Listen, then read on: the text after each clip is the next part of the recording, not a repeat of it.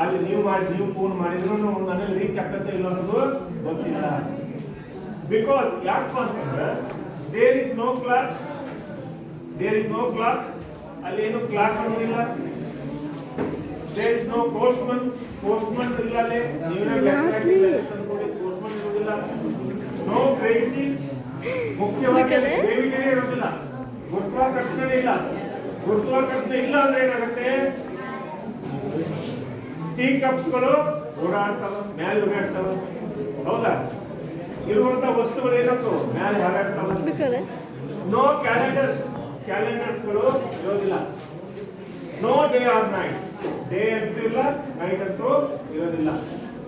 He is not sure that he would return to earth. ಅವನಿಗೆ sure ಇಲ್ಲ, ಅವನಿಗೆ ಖಾತ್ರಿ ಇಲ್ಲ ಏನಂದ್ರೆ ನಾನು ರಿಟರ್ನ್ ಅರ್ಥಿಗೆ ಬರ್ತೇನೆ ಅಂತ ಹೇಳಿ. ರಿಟರ್ನ್ ನಾನು ಬರ್ತೀನಿ ಅಂತ ಹೇಳಿ ಅವನಿಗೆ ಖಾತ್ರಿ ಇಲ್ಲ. He would not care the people.